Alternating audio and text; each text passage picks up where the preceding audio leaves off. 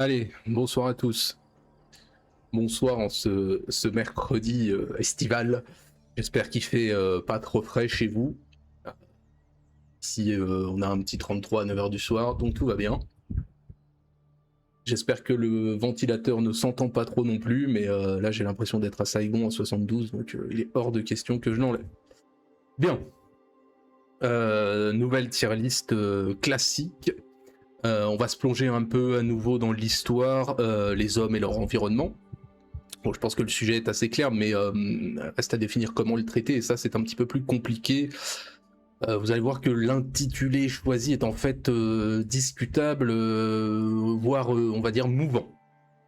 Alors commençons peut-être par le pourquoi, qui est sans doute plus simple à livrer que le comment. Je pense que l'idée de cette tier list est venue des livres dont j'ai parlé en début d'année, les maladies à l'aube de la civilisation occidentale et les chemins de la peste. De mémoire, j'ai pensé à ce moment-là à faire une tier list des épidémies, sans savoir encore quelle forme j'allais lui donner et encore moins quelle forme on pouvait lui donner, parce que comme très souvent les sujets sont simples mais se heurtent à quelques écueils quand on s'intéresse au comment le faire, hein. Ces écueils, ce sont d'abord la méthodologie, ou plutôt disons la forme de mes vidéos.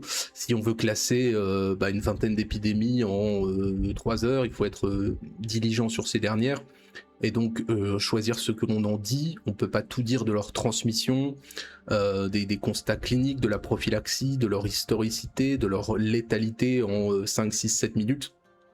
Bon, ça c'est la bataille habituelle de la tier list, hein, savoir ce sur quoi on met l'accent. Mais là, c'était un petit peu plus frustrant et ça m'a incité à changer d'optique. On va en reparler. Le deuxième écueil habituel, bon, c'est la nécessité de classement qui fait que l'on doit procéder à un certain panachage. Donc on ne peut pas mettre que des épidémies de rhume ou des trucs qui ont décimé l'humanité depuis 3000 ans, ou alors il faudrait adapter le classement, mais le but c'est quand même de se promener un peu en temps et en lieu, et puis aussi avec les maladies dont on parle. Et le troisième écueil est souvent inhérent au sujet, à chaque fois se poser la question de quoi parle-t-on. Ici fatalement, qu'est-ce qu'une épidémie? Encore une fois, il existe une définition, hein, une explosion de cas en un lieu et un moment. À l'échelle mondiale, ça devient une pandémie, mais à la limite, ici, peu importe. Je vais être assez large. Par exemple, une endémie, c'est-à-dire une maladie qui touche un coin de façon récurrente, je peux la prendre. Mais si je parle de la terminologie, c'est parce que l'intitulé est en fait un peu impropre à la réflexion quand j'ai commencé à bosser le sujet. À classer les plus grandes épidémies, c'était classique, on se retrouvait peu ou prou avec la même chose que tout le monde ferait ou aurait en tête. Et du coup, j'ai fait évoluer mon boulot.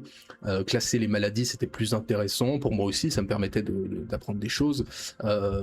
C'était moins frustrant parce que c'est plus général que des épidémies, il y a moins envie de rentrer dans le détail. Alors, j'aurais pu mettre les maladies dans le titre, peut-être que je le ferais.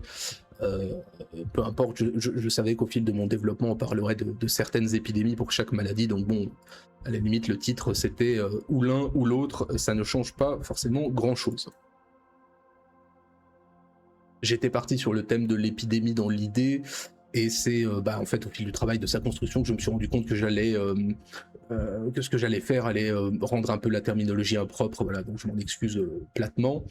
Ah oui, bien entendu, on parle ici de maladies transmissibles, donc au moins de l'animal à l'homme, quand c'est pas de l'homme à l'homme, même si, bien entendu, les virus et autres bactéries existent à l'état sauvage, entre guillemets.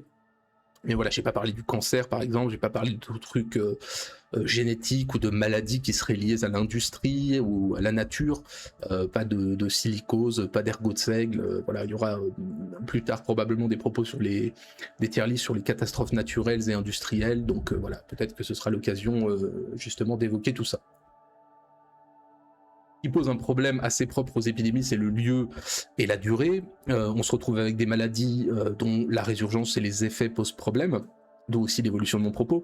Pour vous donner un exemple concret, comment traiter la peste, de la peste justinienne jusqu'à sa dernière résurgence au 20e, au 19e et au 20e, ça fait que rien que couvrir la temporalité, ça me prendrait tout le temps. Et ensuite, il faudrait préciser des localisations différentes entre chaque épidémie. Voilà, si j'ai individualisé la chose, si je peux parler strictement d'épidémie, fatalement j'aurais parlé 3 fois de la peste, 3 fois du choléra ou que sais-je. Voilà, donc ça rendait la chose un petit peu compliquée. Bon voilà, une fois qu'on a évoqué les difficultés, ça n'empêche pas de faire le boulot, mais je suis obligé à chaque fois de faire l'avertissement pour qu'on s'étonne de certaines lacunes qui sont inhérentes à l'exercice. Et du coup, voilà, j'ai procédé de façon froide, une sélection au cas par cas selon la maladie. Pour certaines, j'ai parlé d'une épidémie particulière. Pour d'autres, j'en parle en général parce que ce sont des pandémies globales. Donc voilà, dans le fond, c'est la tier list plutôt des maladies infectieuses, mais bon, peu importe le nom. Ah, choqué et déçu, Orictès, je sais, je suis désolé, je suis mensonger dans mon propos. Et donc ici aussi, à la différence des autres précédentes, quasiment toutes les autres que j'ai pu faire, je pense, il y aura une connaissance au moins parcellaire, au moins nominale de ce dont on va parler. Je pense que la plupart des maladies évoquées, les gens les connaissent au moins de nom. D'habitude, soit j'ai pas ce problème, soit j'ai l'amplitude nécessaire pour aller chercher des choses, des gens ou des faits plus méconnus. Ici, je vois pas trop l'intérêt. Je vais pas vous sortir un truc qui infecte 33 personnes au Laos, hein, ça n'a pas d'intérêt. Donc voilà, l'idée c'est toujours de livrer un point de vue global et superficiel, d'apprendre 2 ou 3 choses, de donner envie de s'intéresser. Voilà, mieux on redonnera leur place à quelques phénomènes sous-estimés peut-être. Parce que oui, c'est aussi l'intérêt du propos, encore une fois, il faut sortir du dégoût du symptôme, du vertige des chiffres ou de la proximité du témoignage pour envisager l'importance historique du phénomène à 2 points de vue. Matériel d'abord, donc les données brutes, le nombre de morts, les effets sur les échanges humains et commerciaux, le dépeuplement urbain ou la désertification rurale, tout un ensemble de choses qui sont les conséquences tangibles de la maladie et qu'on retrouve assez souvent expliquées parce que c'est ce qu'on appréhende le mieux du point de vue archéologique ou dans les témoignages des hommes du temps. Et ensuite, plus rarement envisagé parce que plus compliqué, hein, il faut des écrits littéraires ayant plus de recul, peut-être même parfois plus de mysticisme, il faut des images, il faut de l'épigraphie, et donc plus difficile l'impact sur les mentalités, hein, qu'on retrouve sur les maladies les mieux documentées, type la peste, hein, ou les plus récentes, type le sida, qui au-delà des effets sont aussi tributaires à leurs racines d'une société, de son rapport de base à la mort, à la souffrance, de sa résilience, de son fatalisme. Salut, ce qui reçoit, ça transpire un max, hein, là c'est le paludisme total. Hein. Non, pas trop de scrofuleux et d'écrouélistes, non, tu vas voir. Bonsoir Ziglo, salut. Et donc la conjugaison des deux, matériel et mental, donc l'impact à long terme sur une civilisation de la maladie et de la mort, puis sur une époque qui est la nôtre plutôt de la science et de la salubrité, qui amène à cette question de société, on va dire ancienne ou primaire, on pourrait dire ça, beaucoup plus fataliste, peut-être beaucoup plus forte, mais beaucoup moins résiliente face à la nôtre, qui est beaucoup plus insurgée face à la mort, hein, on l'a vu récemment, largement traumatisée par l'image, mais qui oublie aussi l'événement beaucoup plus rapidement, ce qui est un intéressant paradoxe. Bon, je n'entrerai pas dans les détails, mais disons que j'aimerais que ça reste à l'esprit et que ce soit sous-jacent dans le propos. Voilà, bon, je pense qu'on a traité du pourquoi et du comment. N'oubliez pas qu'on va aller très vite, qu'on va faire des choix sur l'aspect qui est abordé, que si ça vous intéresse, plongez-vous dans la chose, hein, parce que ça reste un sujet fondamental qui a à nous apprendre sur nous-mêmes et notre société. On l'a vu il y a 5 ans, on le voit encore cette année, hein, on a eu l'antavirus, Ebola, tout ça. Mais voilà, au-delà de ce qu'est notre société aujourd'hui, il y a d'imputrescibles faits. Dont la maladie et la mort et tout ce qu'elles impliquent font partie. Donc comme d'habitude, on va essayer d'en prendre 20 en 2 sessions pour avoir une vision un peu large de la chose, sans borne de temps et de lieu, en alternant un peu tout ça, et puis comme je l'ai dit, en prenant parfois le global, parfois le cas d'espèce, toujours avec légèreté, hein, malgré la gravité du sujet, et puis je réitère mes éternelles excuses pour ceux qui auraient voulu en voir une plutôt qu'une autre. Un fait explicité plutôt qu'un autre, si j'abats un travail important, je ne tends pas à la perfection non plus. Donc voilà, de la coqueluche à la rage, il y a des tonnes de maladies dont on ne va pas parler. Et puis voilà, au fil du développement, on assumera aussi un européanocentrisme exacerbé. On ne peut pas parler non plus du monde entier, hein, pas la peine. Donc voilà, et dernier point, oui, si important, je ne suis pas médecin, donc on va y aller mollo sur le vocabulaire médical, ça n'est pas le but, d'autant plus qu'à un certain point, ça ne devient compréhensible que pour une minorité de spécialistes dont je ne fais pas partie. Alors, on va, donc ça, en 2 secondes, juste la liste des maladies qu'on va traiter. Exactement. T'as tout à fait raison, Skiros. Ceux qui se plaignent ont qu'à faire leur propre tier list, bande d'assister. C'est encore la faute du socialisme. Allez, on est parti et on commence par la première. Hop. la rougeole. Alors pourquoi commencer par la rougeole plutôt qu'une autre, j'en ai aucune idée. Ce que je sais, c'est que je ne voulais pas commencer par un cas trop extrême ou trop bénin ou trop récent. Donc je pense que dans les développements, je vais suivre un parcours qui sera commun à peu près toutes les maladies, agents d'infection, contagiosité, effets, histoire, épidémie par l'exemple ou chiffres si possible, hein, ça n'est pas toujours le cas, et puis classement ensuite, voilà.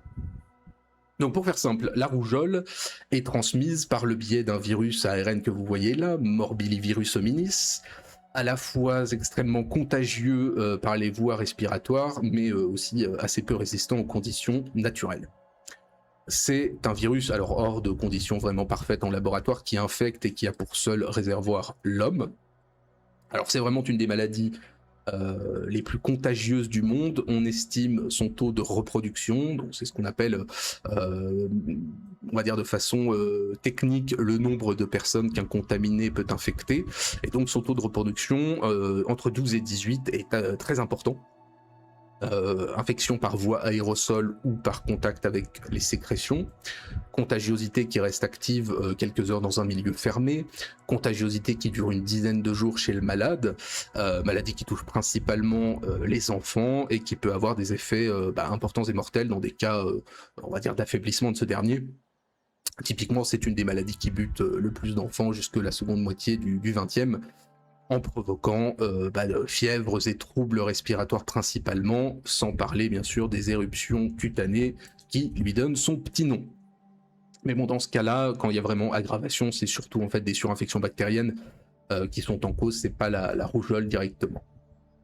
Alors sachant par contre, ça touche les enfants, sachant par contre que les formes qui touchent les adolescents et les adultes sont beaucoup plus fortes et beaucoup plus rares.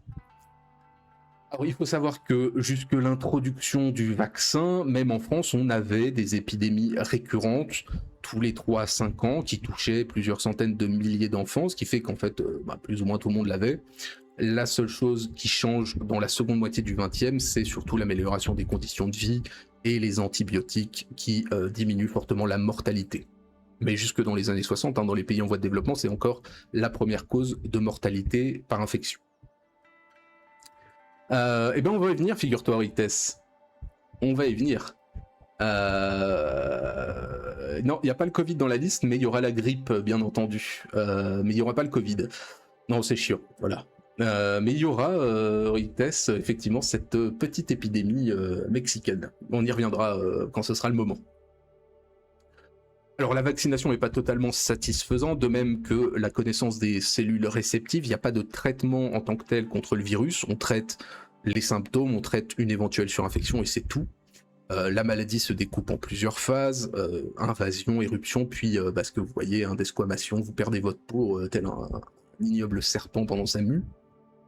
Alors il est admis aujourd'hui historiquement que ce virus est une mutation de celui de la peste bovine, et si l'on n'a pas la date de cette mutation, il n'y a aucun texte antique qui décrit des symptômes proches de la maladie. Il faut attendre le 10e pour en voir une description approchante, sachant en plus que ça, en plus de cela, que la maladie est souvent confondue avec la plupart des autres maladies à éruption cutanée. Les premières vraies descriptions modernes d'épidémie apparaissent au XVIIe et à mesure de son extension mondiale et accessoirement de ses effets sur les populations non immunisées, qui sont finalement des vrais labos à ciel ouvert pour l'étude de la maladie, ça va progresser largement. On arrive à la description clinique complète, la démonstration du caractère viral de la maladie en 1911, l'isolation du virus en 1954, avant un premier vaccin en 1963. Bon, alors maintenant, il faut parler d'une épidémie exemplaire, et Dieu sait qu'il y en a eu. Au-dessus, vous pouvez manger devant le stream, il y aura pas trop d'images dégueulasses. Pas trop. Et le Covid a été... le Covid a été une terrible épidémie, mais c'est pas le Covid en tant que tel dont on va parler, parce que la grippe est vraiment un sujet très compliqué, et donc parler de la grippe forcé à ne pas parler du Covid spécialement en tant que tel. Donc... Alors la rougeole, c'est plus une maladie récurrente et mondiale qu'une maladie à épidémie, mais je vous propose de faire un petit tour dans les Fidji.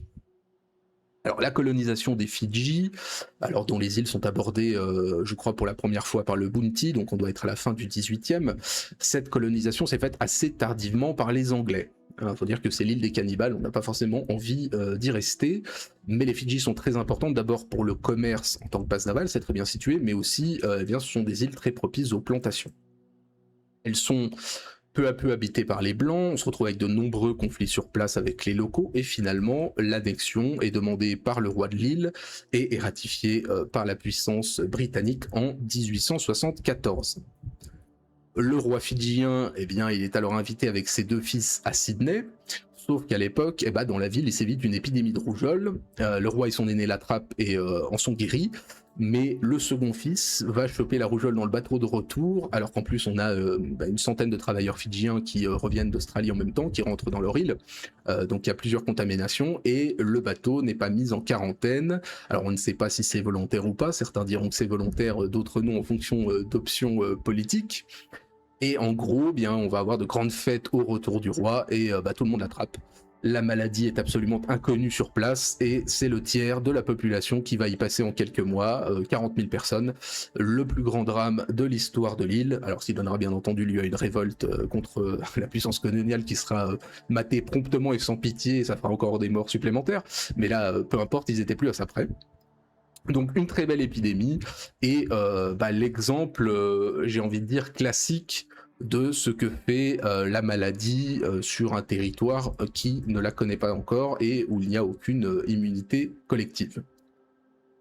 Classique de la part des Anglais, oui, classique de la part, on va dire, des puissances coloniales, tout en étant classique et pas classique, parce que la plupart du temps, quand même, il faut le dire, ça se répand de façon involontaire. Là, effectivement, on a ce soupçon de volonté, mais bon, est-ce que j'ai quand même lu un petit peu, j'ai rien vu de certain quant aux intentions.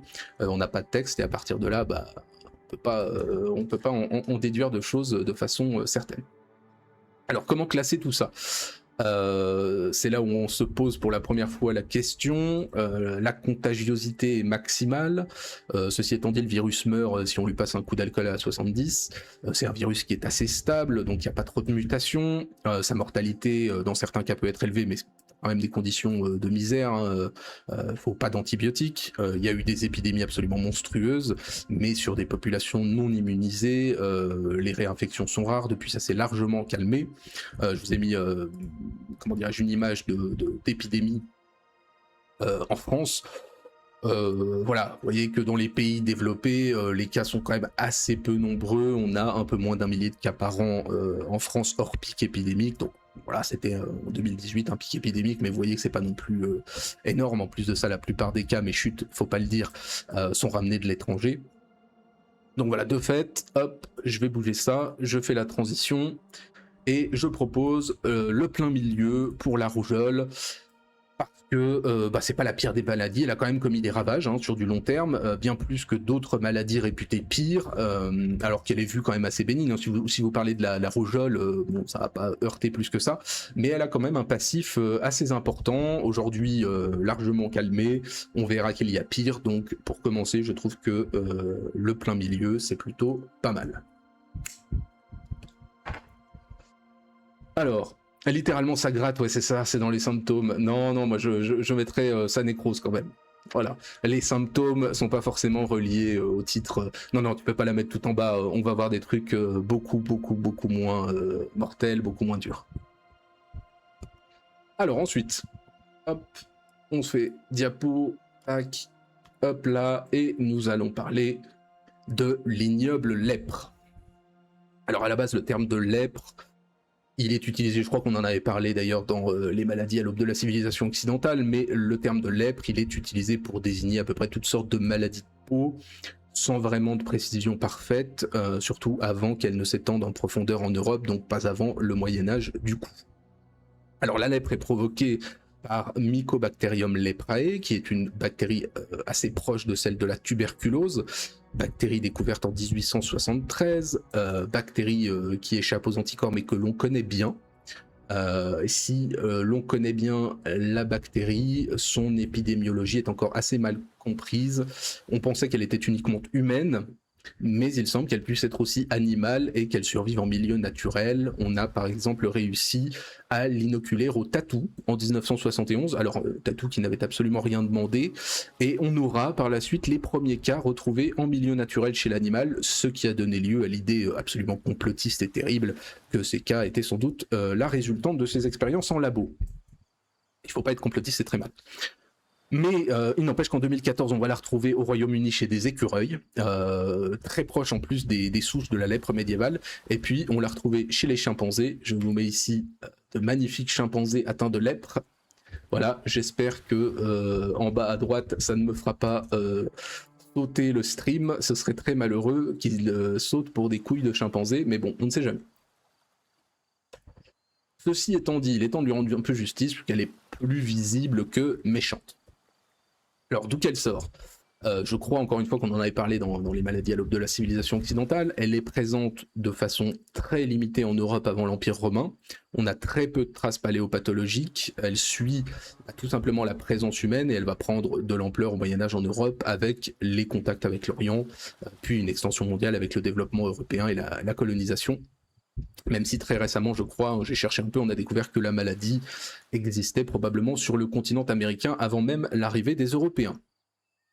Alors, ancestralement, je vois les images de chimpanzés en même temps, ça me fait un peu sourire. Elle serait originaire d'Afrique de l'Est, cette bactérie, dès 100 000 avant Jésus-Christ. Alors, sa forme première, puisqu'elle a muté en 4 types différents au fur et à mesure de cette diffusion, ce qui permet, grosso modo, de retracer son extension. Et on sait qu'elle est devenue vraiment la Mycobacterium leprae en tant que telle, avec les effets que l'on connaît, il y a à peu près 3500 ans en Afrique de l'Est. Alors, bien entendu, de par ses manifestations physiques, c'est une maladie qui est connue dès qu'on a des textes, sans doute aucun, qui prospère dans les conditions d'hygiène douteuses et de promiscuité du temps, conditions qui favorisent la transmission et qui va devenir autant une maladie physique qu'une maladie de l'imaginaire. Ça se transmet dans certains cas par contact étroit, on va y venir, mais il y a une forte influence génétique d'immunité, et en plus de ça, la maladie est très souvent acquise dès l'enfance. En gros, pour faire simple, dans le fond, c'est vraiment pas de bol de l'attraper. En plus, comme vous le savez ou pas, la maladie incube pendant des années. Dans le cas de la lèpre tuberculoïde, qui est la plus courante, vous avez ce phénomène de taches sur la peau, de troubles nerveux et d'anomalies cutanées qui vont évoluer en ulcères et en maux perforants, qui est le langage médical pour dire que vous avez des morceaux qui tombent, mais plutôt sur les zones innervées, et c'est pas obligatoire. Et en plus de ça, dans le cas de cette lèpre-là, les patients ne sont absolument pas contagieux et la maladie traitée de façon précoce peut disparaître. Et puis, vous avez la lèpre lépromateuse, qui est plus rare, mais qui est celle qu'on connaît le plus. Là, les lésions sont multiples, plutôt sur les extrémités et sur la tronche, sans que ce soit forcément sur les nerfs périphériques. Donc là, vous êtes vraiment le lépreux habituel avec la gueule en vrac et accessoirement ça peut toucher tous les organes et vous êtes contagieux. En fait, la problématique de toutes les formes de lèpre, c'est l'atteinte neurologique. Vous êtes anesthésié, puis après ça s'infecte, puis ça se mutile, puis vous vous retrouvez avec des déformations et compagnie, des lésions osseuses destructives, mais ça ne vous tue pas en tant que tel, ça vous invalide sévèrement pendant un temps très long. Bref, ça ne sera pas traité avant le 20e. Aujourd'hui, j'ai regardé, on vous envoie un cocktail chimique de l'enfer, hein, mais si c'est traité à temps, ça reste une maladie guérissable avec un diagnostic précoce. Voilà, encore faut-il que ce soit traité à temps dans les pays où ça arrive, qui sont des pays pourraves. Hein. Voilà. Alors, vous connaissez forcément aussi, je vais vous mettre un petit lépreux avec sa crécelle. Hop. Allez, bon appétit. Hein. Donc la prophylaxie de l'isolement qui est assez inutile puisque la durée d'incubation s'étend sur des années et que les plus nombreux des atteints sont en fait pas contagieux du tout. Néanmoins, c'est une maladie visible.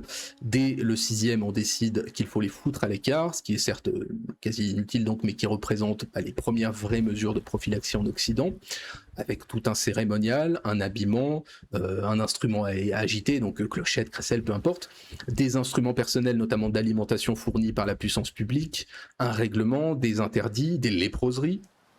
Donc certains aujourd'hui verraient des mesures affreuses, hein, ce temps horrible où on persécute les juifs, hein, qui d'ailleurs vont très souvent ensemble avec les lépreux pour empoisonner les pluies, mais bon, Mais dans les faits, c'est le temps de la constitution d'un État qu'on tente d'avoir uniforme. C'est un petit peu comme l'Inquisition, on exclut l'hérétique, des mesures sont dures, mais on établit les bases de ce que seront les procès. Là, c'est pareil avec les lépreux. On acte sa mort au monde, mais en établissant les règles de ce que sera l'isolement du malade, les règles qui existent toujours. Donc oui, il y a des peurs des lépreux, il y a des cas de persécution, mais bon, ça fait partie de la vie quand vous avez une gueule pareille. Et d'ailleurs, alors ça permettra sa disparition en Europe à partir du 14e. On n'a pas de facteurs exclusifs. On estime que ça peut être les mesures prises, les facteurs nutritionnels, la sélection naturelle des mecs finalement affaiblis par les grandes épidémies, l'antagonisme entre la lèpre et la tuberculose. On ne sait pas forcément, mais c'est un fait, ça va disparaître. Et finalement, il restait à peu près 1 millier de lépreux en France dans les années 70, pas un seul de métropole, bien entendu. Et de toute façon, au niveau mondial même, si la lèpre reste endémique dans certains coins, vous vous doutez des coins en question, pays de lépreux, bien entendu l'Inde, pays de lépreux, le Brésil aussi. Ouais, voilà, ils sont extrêmement désagréables à regarder. Le lien avec les cagots est avéré, je sais plus. Franchement, je sais plus. Je crois que c'est vrai, mais je peux pas te le garantir. Je crois que la tradition se base sur quelque chose de réel qui deviendra un peu délirant avec le temps. Mais je crois que c'est vrai. Je ne sais plus. Skiros, tu regarderas, mais je ne sais plus. Donc voilà, ça reste endémique dans certains coins. Il y a encore 2 millions de personnes dans le monde qui sont atteintes de la lèpre, voire plus peut-être, je sais plus, mais en tout cas le recul quand même. C'est assez difficile de parler d'une épidémie dans son cas, puisque c'est une pandémie historiquement générale et mondiale, avec ses périodes et ses lieux. Une pandémie toujours présente dans 120 pays. Il y a toujours plusieurs dizaines de milliers de cas, je crois que c'est 100 000 ou 200 000 nouveaux cas par an. Mais voilà, il n'y a pas vraiment d'épidémie à mettre en avant. De souvenir, c'est le cas, oui, moi aussi. Mais d'ailleurs, tiens, il faudrait que je pense à faire une vidéo dessus. Tu m'y fais penser, je vais ajouter ça dans mes petites notes. Hop. C'est un bon sujet pour un onanisme et découverte. Si j'ai le temps un jour, on verra bien. Alors, diapo, tac. Donc, notre chère lèpre, au global, c'est une maladie visuellement atroce qui charrie un énorme imaginaire, qui est d'ailleurs l'essentiel du propos, qui pourrait être l'objet d'une vidéo entière, mais c'est plus dégueulasse que méchant. J'allais dire avant-dernier rang, peut-être au milieu. Voilà, c'est pas un truc qui décime, mais c'est quand même ignoble, et puis ça a bien marqué les gens. Donc, à voir.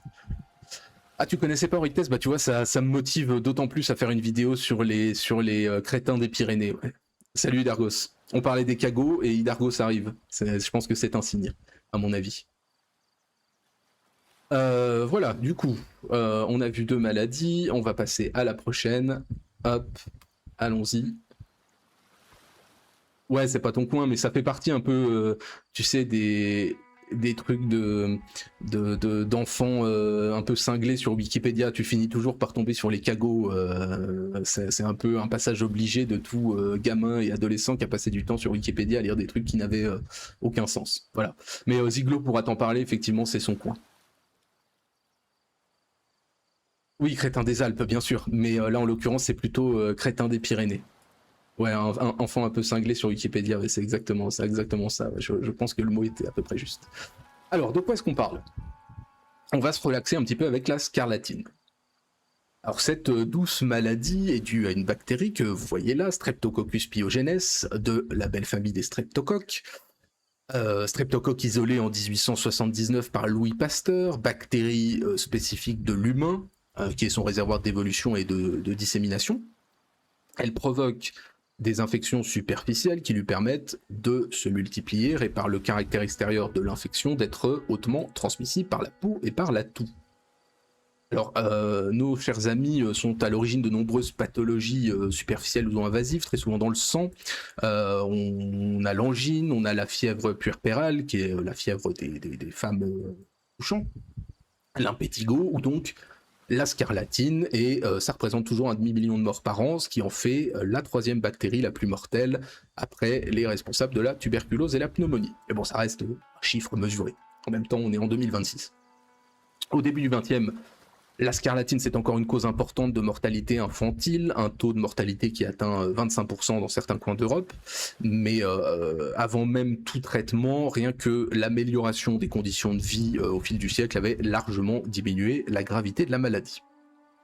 Alors, la scarlatine est décrite pour la première fois au XVIe en Italie et est nommée par un Anglais au XVIIe, d'où son nom, tiré de la Scarlet Fever, donc la fièvre écarlate.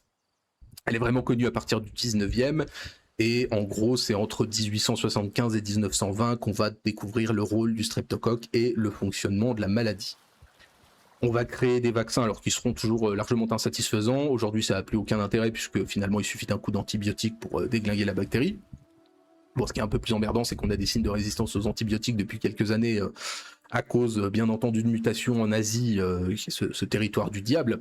Et du coup, on pourrait avoir une réapparition ponctuelle d'épidémies en pays développés, mais enfin, on verra bien dans le futur. Hein, ça ne nous concerne pas, nous ne sommes plus des enfants, puisque c'est une maladie très largement infantile.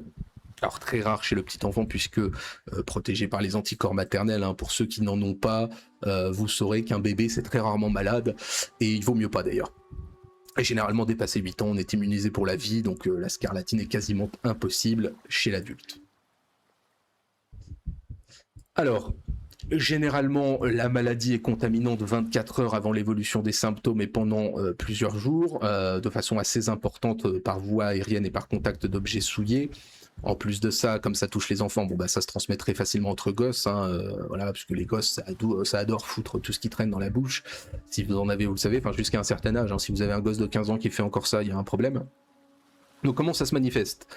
Bah en fait finalement, c'est peu ou prou une angine carabinée avec fièvre et vomissements éventuels, qui ressemble un petit peu à une angine quelconque. Certains symptômes en moins, mais qui va avoir des manifestations bien particulières qui permettent de l'identifier. Manifestations cutanées qui, pour faire simple, se traduisent par la coloration rouge de la peau et la coloration blanche des muqueuses, en tout cas en certains coins, la coloration, notamment la langue pour les muqueuses et notamment certains coins du corps pour la peau. Et donc à partir de là, avec un diagnostic clinique assez évocateur, on peut difficilement se tromper, même si ça peut ressembler à d'autres maladies type rubéole, voire même rougeole.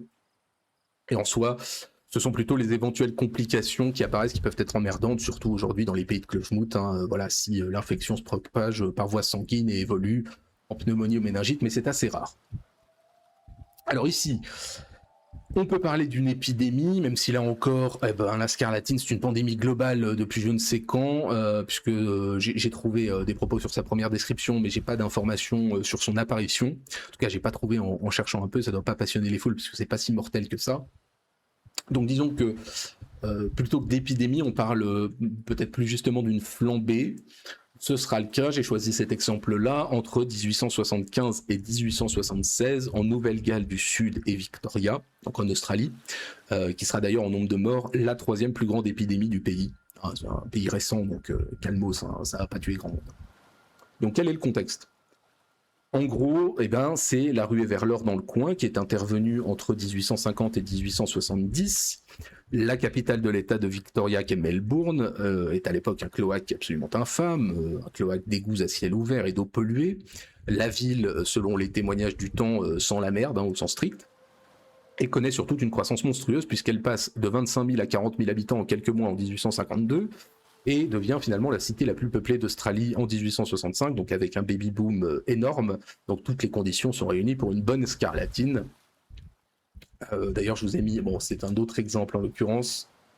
Hop, c'est une pierre tombale d'une épidémie de scarlatine en Allemagne où malheureusement un brave aubergiste a perdu ses 4 enfants de la maladie. Donc là, en Australie, on va avoir en quelques mois plus de 8000 victimes parmi les enfants des deux provinces de Victoria et de Nouvelle-Galles du Sud.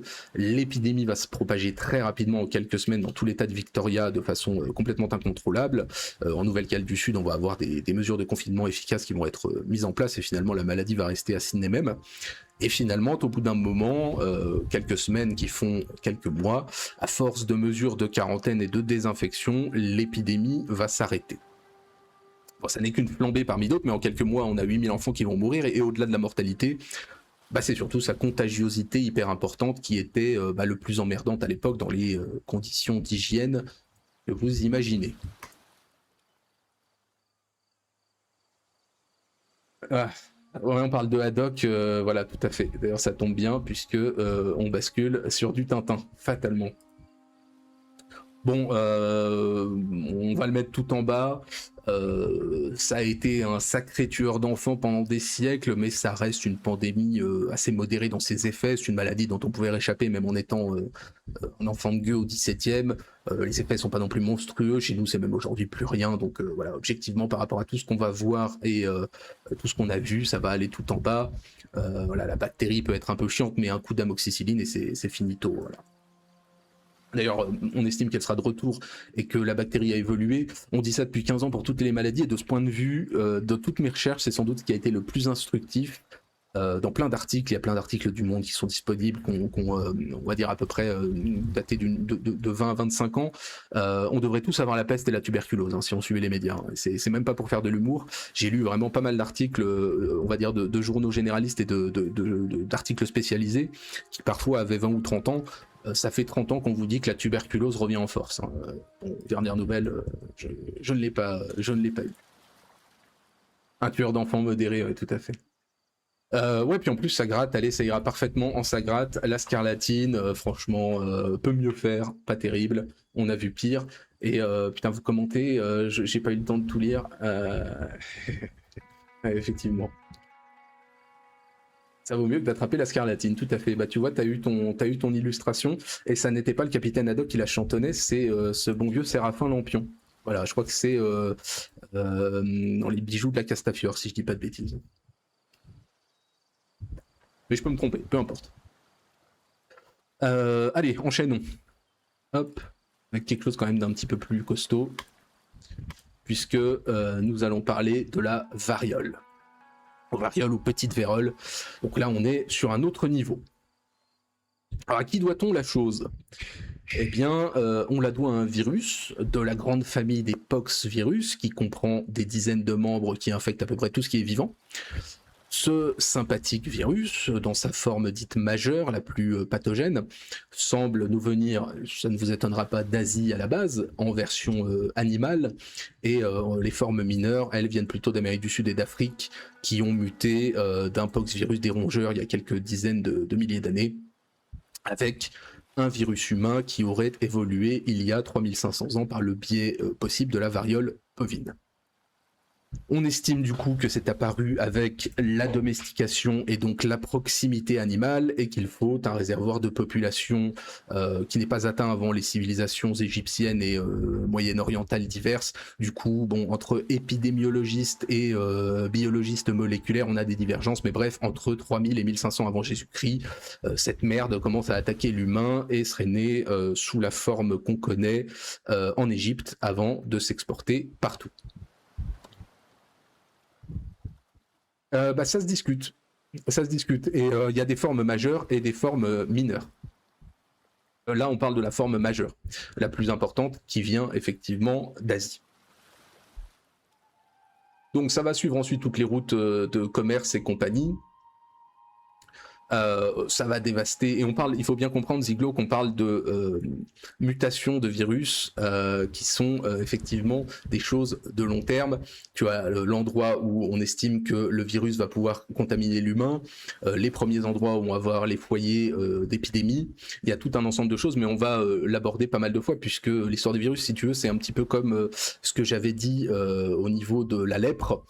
Ça naît, on estime, en 100 000 avant Jésus-Christ, mais on n'a pas la bactérie Mycobacterium leprae avant 3500 avant Jésus-Christ en Afrique de l'Est. Donc il y a un père et ses enfants, si tu préfères. Donc je disais, ça va suivre toutes les routes de commerce et compagnie, ça va dévaster tous les territoires à chaque fois qu'elle arrive dans un endroit où elle est inconnue. Donc c'est le cas effectivement du Nouveau Monde, où cette forme-là est inconnue, hein, c'est l'exemple qu'on a tous en tête. C'est le cas aussi, par exemple, j'aurais pu parler de ça, de l'Islande, où ça arrive en 1241, qui va perdre un tiers de sa population. Voilà, ça va réellement ravager tous les continents jusque le 20e, et donc les deux souches, majeures et mineures, ont un taux de létalité qui est complètement différent, 30% pour le premier et 1% pour le deuxième. Ce sont effectivement des souches qui sont humaines, il y a d'autres varioles pour les animaux, et on ne connaît pas trop finalement l'ordre de mutation exact des deux souches, mais voilà, la majeure vient d'Asie, ça c'est une certitude, voilà. Donc elle est hautement infectieuse dès les premiers symptômes pendant 2 semaines, elle se transmet par voie aérosol et par contact cutané direct à partir des lésions et de toute surface touchée par une personne infectée. La période d'incubation en plus est assez longue, pendant une dizaine de jours, puis on a la phase d'invasion avec les fièvres, vomissements et compagnie, puis vient l'éruption définitive, on se transforme en monstres démoniaques à pustules qui vont ensuite se dessécher de façon dégueulasse. Le risque de surinfection microbienne est très important, ça touche tous les organes et bien sûr ce qu'on connaît le mieux ce sont les cicatrices du visage façon Staline. C'est surtout ça en fait le risque de létalité, la réplication du virus mais surtout les infections cutanées et pulmonaires parce que le sang va finir par être pourri par le virus et on finit avec un œdème au poumon ou un choc septique général. Alors le diagnostic en période d'épidémie n'était pas compliqué vu la gueule que ça vous donne. Et le risque de mort, donc en gros à peu près 30% au moins au XXe siècle, a été peut-être bien plus important dans les siècles précédents, en tout cas pour la variole majeure encore une fois. Au XVIIIe en France, on estime qu'un décès sur 10 au total lui est dû, principalement chez les gamins. Et en plus, il n'existe pas de traitement spécifique pour les personnes infectées en dehors du traitement des symptômes. Alors, on a essayé, mais les mecs mourraient plus du traitement qu'autre chose. Et puis ensuite, bien en préventif, on aura la vaccination qui va pour le coup avoir de vrais effets à long terme. On a d'abord la variolisation, qui est l'idée d'infecter une personne avec une souche qu'on espère peu virulente. Ça se fait assez tôt en Asie, ça se fait à partir du 18e en Europe. Bon, il y a de nombreux débats avant que l'on ait la vaccination par Jenner à la fin du siècle en injectant du pus issu de la vaccine, qui est la variole de la vache. D'où la contrepétrie, bien connue. L'usage d'inoculer du pus de génisse s'est répandu rapidement. Je vous renvoie à tout surtout ce livre formidable dont je tire cette contrepétrie qui m'est restée en tête 30 ans après. Bon, ça a ses défauts, ça va s'améliorer avec le temps, la vaccination, ça va se répandre, on va avoir pour une des premières fois un vrai plan mondial de vaccination de masse et de lutte contre la maladie, un vrai truc à partir des années 60, et de fait, la maladie est considérée comme définitivement éradiquée ourbi et torbi depuis les années 80. Donc pour le coup, il faut quand même saluer la chose, ça a fonctionné. Bon alors avant de disparaître, elle a eu le temps de commettre des ravages.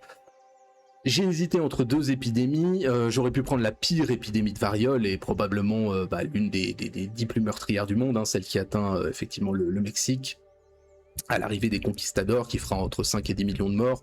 Le Mexique, juste avec les maladies importées, il passe en gros de 20 à 2 millions d'habitants en un demi-siècle. Mais bon, c'était reconnu et puis on va reparler du Mexique. Non, on va parler du million de morts qui va frapper un autre pays, bien lointain lui aussi. Donc nous sommes en 735 au Japon, donc le pays connaît alors des contacts plus fréquents avec ses voisins depuis 2 petits siècles, et l'épidémie serait apparue avec un pêcheur revenant de Corée, là où l'épidémie frappait déjà via la Chine. Alors je sais pas s'il est parvenu à pied par la Chine, c'est quelque chose qui est pas si simple non plus, voilà, c'était le deuxième instant contrepétri. On est dans un des nombreux cas qu'on aura où la maladie apparaît pour la première fois sur un territoire auparavant épargné. Alors il est possible, voire probable qu'elle se soit déjà introduite avant, mais au sein de communautés assez isolées au Japon pour que ça reste local.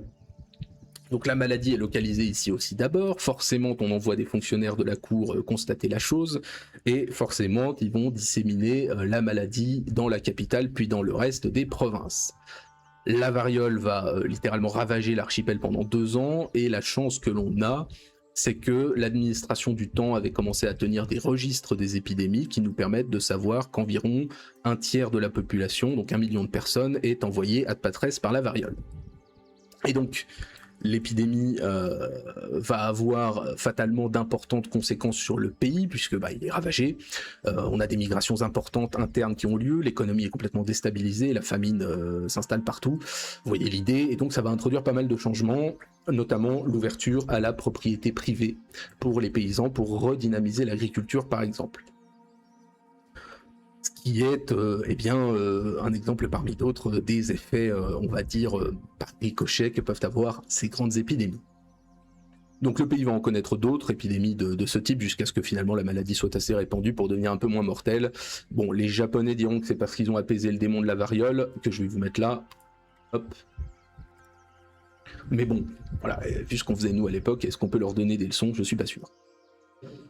Alors, ceci étant, une fois qu'on a dit tout ça et décrit une épidémie de cet immense assassin, sans doute un des top 3 de l'histoire, il faut savoir que le dernier cas en France date des années 50 et que, donc, comme on l'a dit, la maladie est considérée comme éradiquée. Elle n'est plus conservée qu'en labo. Je ne sais pas si c'est forcément rassurant. Disons que si un jour elle revient, on risque d'être plus ou moins tous des Aztèques, mais bon, c'est pas grave. Et du coup, hop, tac. Transition, elle perd un rang et on ne la mettra qu'au second. Elle aurait mérité d'être tout en haut, mais pour le moment, eh bien, elle ne semble plus exister à l'état naturel. Le dernier cas mondial spontané, je crois, date de 1975. Donc, du coup, elle va perdre un rang puisque elle n'existe plus. C'est donc à son détriment. C'est toujours formidable les contrepétries, hein, je suis assez d'accord. Bon, Hidalgo, t'es beaucoup trop négatif. Allez, enchaînons. Et nous enchaînons. On continue dans le dur. On continue dans le dur, on continue dans le mou, voire le liquide, puisqu'on va parler du choléra. Choléra qui est dû à la délicate Vibrio cholerae, le vibrion colérique, qui est une gentille bactérie qui vit dans l'eau. Toutes sortes d'eau à part la haute mer à partir du moment où c'est riche en caca. C'est vraiment une infection orale d'origine fécale, hein, comme beaucoup d'autres. Donc c'est une maladie humaine avec l'humain comme seul réservoir et qui touche fatalement les zones de clodo puisqu'il faut une hygiène hydrique déplorable et accessoirement une certaine faiblesse de l'organisme puisque si la contamination n'est pas massive, l'acidité gastrique détruit la bactérie.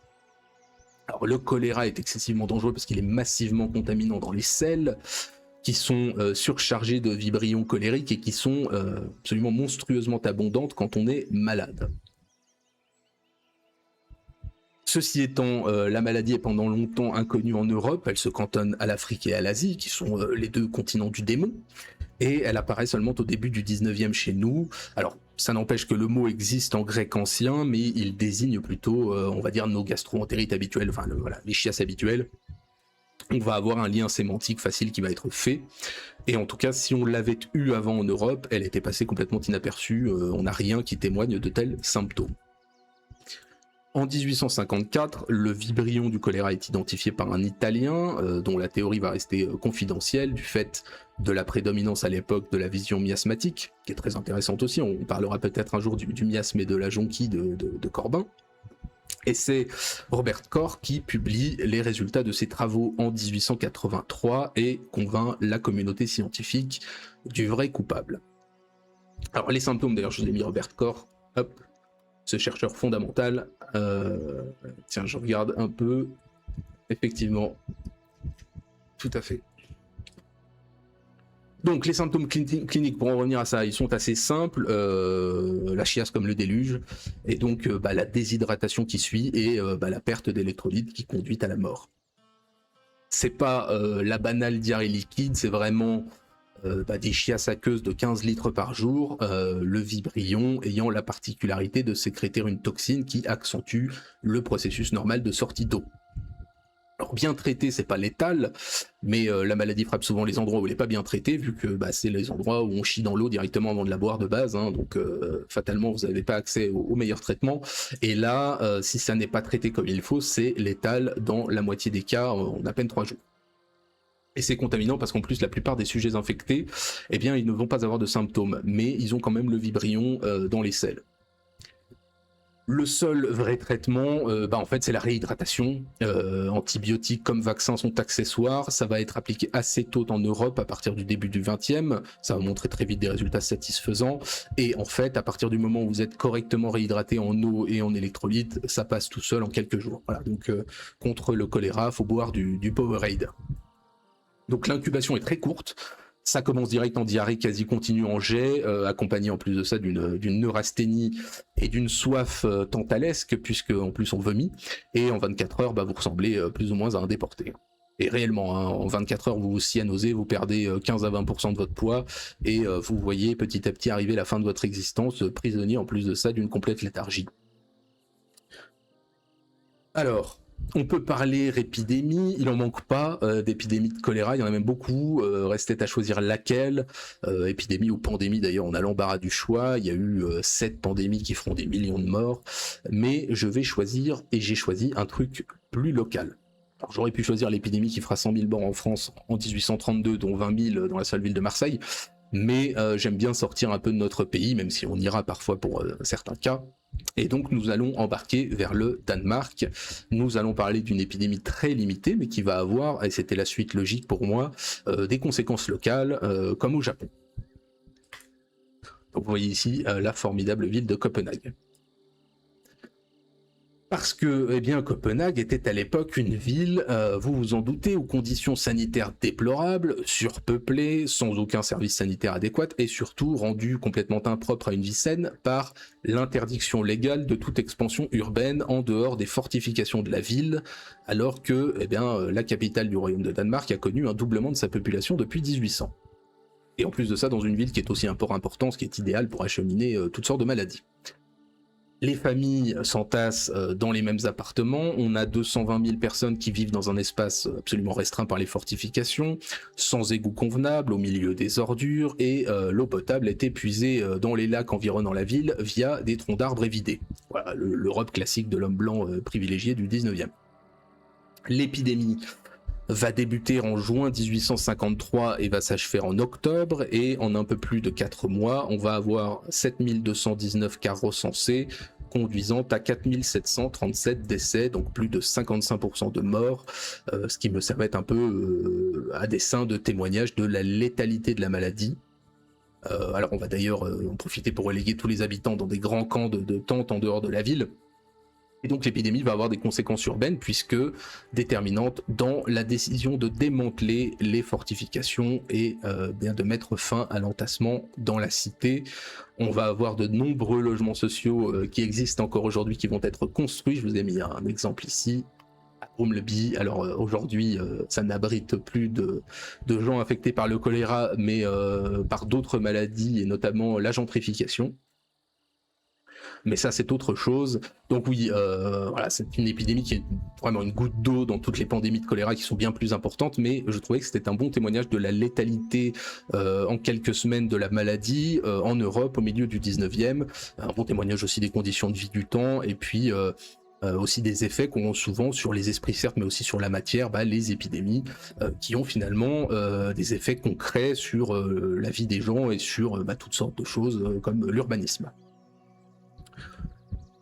Donc on n'a pas eu de cas en France depuis 1992, alors on a de très rares cas importés du tiers-monde, 14 en Europe en 2023, aucun décès, mais le choléra ça produit encore 4 millions de cas et 100 000 morts par an. C'est une maladie qui est toujours présente sur 3 continents, alors l'Afrique et l'Asie bien entendu, le paradis des maladies du démon, hein, et puis je crois que c'est encore en Amérique, à Haïti fatalement, et puis quelques autres îles de ce continent formidable. Parce que bon, fatalement, ça n'est pas que chier dans l'eau, hein. Je veux dire, l'eau, au-delà de la boire, quand vous n'avez pas d'assainissement correct, vous faites absolument tout avec, vous vous lavez, vous nettoyez la boue, vous la buvez, vous bouffez les fruits de mer qui baignent dedans, vous faites la vaisselle, enfin voilà, donc fatalement c'est une maladie qui va avoir du mal à disparaître. Alors, hop, tac, pays de cycliste, ouais, c'est ça, effectivement, la selle, ça doit servir, effectivement, le terme était là.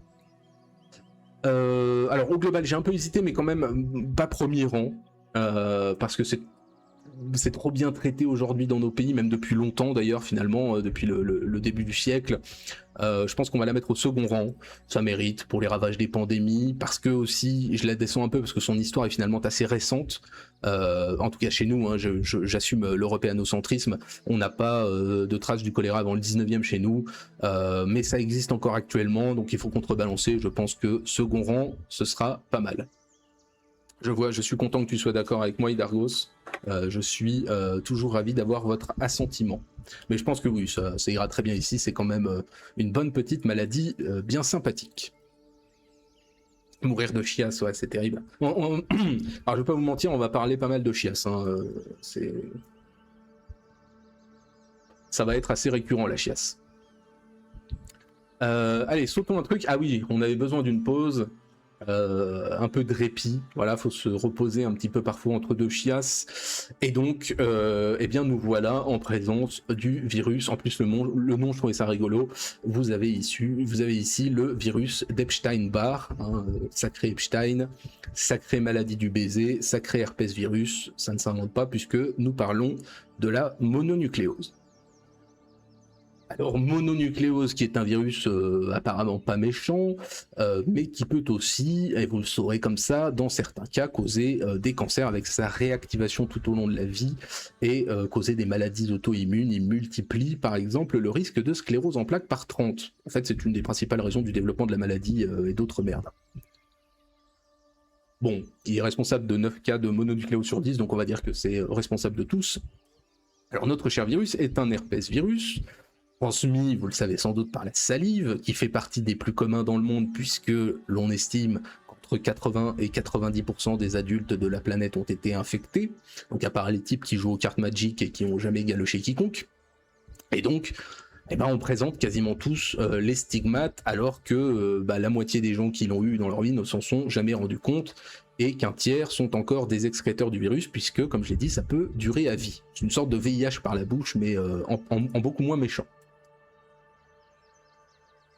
Vous avez ici l'Epstein en question, qui n'est pas le même, puisque la symptomatologie n'a été décrite qu'à la fin du 19e, le terme de mononucléose infectieuse employé en 1920, mais à ce moment-là, elle n'est même pas encore considérée comme une maladie à part, c'est une espèce de fièvre glandulaire de plus, et donc le virus d'Epstein-Barr est découvert, je vous le donne en mille, par Michael Epstein, que vous voyez là, et par Yvonne Barr en 1964, et le lien sera fait avec la mononucléose en 1967. La mononucléose, enfin c'est dur à dire, mononucléose, bordel. La mononucléose infectieuse est en fait l'infection primaire, c'est une forme exacerbée de réaction, là où en fait la réaction immunitaire normale est plutôt asymptomatique. Et mononucléose, pourquoi? Parce que excès de cellules sanguines mononucléaires, voilà, des leucocytes à un seul noyau.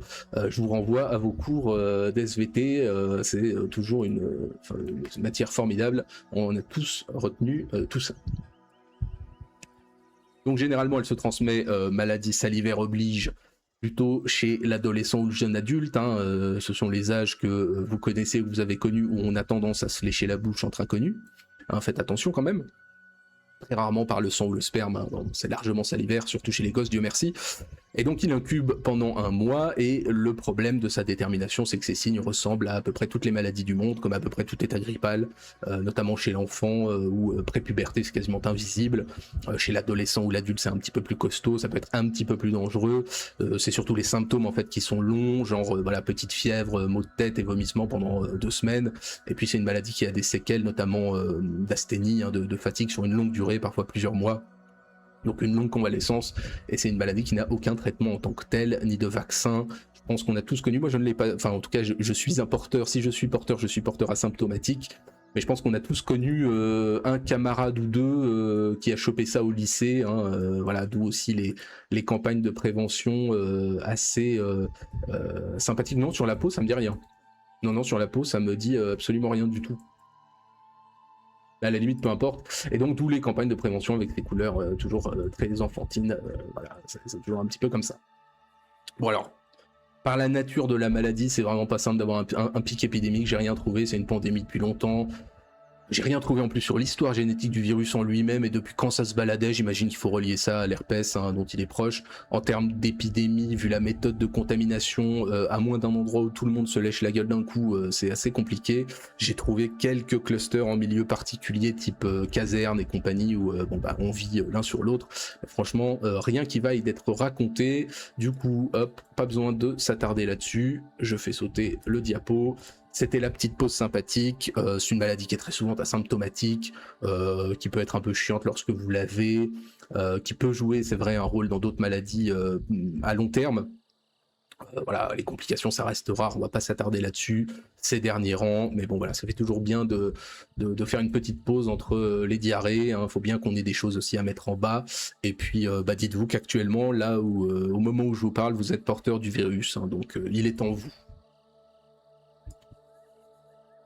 Voilà. Passons. Oui, c'est ça, ça évolue en stéréonucléose. C'est hilarant. Hilarant, Skiros, tout à fait. Ça dépend du branchement. Donc, de quoi on parle? Eh bien, nous allons parler des salmonelles, qui sont un large genre de bacilles, donc de jolies bactéries intestinales de plein d'êtres vivants, et qui sont responsables de tout un tas de joyeuses maladies et de sympathiques épidémies. Elles ont été découvertes à la fin du 19e aux États-Unis. Elle porte le nom du vétérinaire qui chapeautait un peu les recherches de ces petites merdes, hein, Daniel Salmon, donc littéralement les saumonelles, hein, en anglais. Donc ces petits êtres sympathiques, eh bien, ils peuvent survivre des semaines à l'air libre, des mois dans l'eau, et ils sont contaminants notamment par tous les animaux qui vont boire cette eau. On la retrouve après dans la bouffe, on les retrouve dans la bouffe, dans le lait, dans les œufs. Alors pour le coup, on estime que, comme beaucoup de ces organismes, les salmonelles se sont adaptés à l'homme durant le néolithique, avec l'émergence du monde agricole et pastoral et la proximité des animaux, et on trouve un ancêtre bactérien commun qui va ensuite s'adapter à tous les mammifères. Alors sa virulence est largement dépendante de la souche en question, de la sensibilité de l'hôte et de la concentration de la dose ingérée ou en contact. Il y a en fait deux grandes familles qui sont complètement inégales. On a 4 bacilles qui sont spécifiquement adaptés aux humains, qui pénètrent dans le système digestif et qui réussissent à se retrouver dans la circulation sanguine et qui provoquent la typhoïde notamment. Et on a des centaines de bacilles qui sont en fait des bacilles des animaux et qui peuvent infecter l'humain lorsqu'ingérés en très grand nombre. Là, on est plutôt sur l'intoxication alimentaire et la salmonellose, qui sont des choses éminemment dangereuses pour les petits surtout. Et dans le premier cas, on est dans l'infection encore du caca, hein, c'est l'eau usée, à la limite la bouffe crue, mais voilà, dans le second cas, c'est vraiment l'infection bactérienne alimentaire surtout. Alors, quels symptômes, quelles maladies sont les deux? Donc dans le premier cas, de ces 4 salmonelles adaptées à l'homme, la typhoïde ou paratyphoïde, qui est la salmonelle majeure. Donc comme on l'a dit, c'est féco-oral, plus rarement les aliments souillés, très souvent par l'eau, donc forcément là aussi des maladies de pauvres. La typhoïde qui est là depuis l'âge du bronze, au moins, c'est finalement la fièvre, la diarrhée pendant une semaine, et puis après la 3e semaine, c'est le moment fatidique, puisque le bacille va libérer des toxines, et tu meurs ou tu survis, si t'es pas mort entre-temps, avec un taux de mortalité sans traitement de 10 à 30%, sachant qu'aujourd'hui on traite ça sans trop de soucis en pays développés, à coup d'antibiotiques, bon, et avec les résistances que ça induit chez cette petite saloperie. Et sachant qu'on a aujourd'hui contre la typhoïde des vaccins efficaces. Voilà, on l'appelle aussi typhus abdominal, on reparlera du typhus dans 2 semaines. Les deux maladies ont été pendant longtemps assimilées, mais elles n'ont pas le même vecteur. Hop. Ouais, la bande à Bacille. Bacille de corps, hein, on peut parler du frère de Carl Zero si t'as envie aussi. Donc le problème étant, chez les clodos, même avec traitement, parce que ça ressemble à beaucoup d'autres maladies dans le coin, type palu ou dingue ou ce genre de choses, on estime que la typhoïde serait éventuellement responsable de la peste d'Athènes, de ce qu'on appelle la peste d'Athènes, dont on parlera d'ailleurs l'an prochain. Bon, absolument personne n'est d'accord là-dessus. Historiquement, d'ailleurs, on a beaucoup d'observations assez tôt, sans trop pouvoir encore réussir à bien l'identifier, mais en tout cas, elle est quand même assez individualisée à partir du début du 19e. On connaît son mode de transmission à partir de la fin du siècle, et puis le bacille typique à peu près dans les mêmes eaux. Et pour ce qui est de la salmonellose, donc le second cas, toutes les salmonelles qui traînent, on est vraiment sur la salmonelle de base, là plutôt par l'ingestion de bouffe contaminée. Puisqu'encore une fois c'est un type de salmonelle qui peut contaminer le tube digestif d'à peu près tout le vivant. Faut en bouffer beaucoup, à part pour les petits, et ça provoque, sauf complications vraiment prononcées, l'infection intestinale, donc voilà, fièvre, diarrhée, vomissement, on est vraiment dans l'intoxication alimentaire. Vous connaissez, ça peut durer une nuit ou 4 jours, vous risquez normalement pas votre vie si vous avez plus de 3 ans et moins de 80 ans. Alors, maintenant qu'on a parlé de ce charmant animal, je propose que l'on se penche sur une épidémie.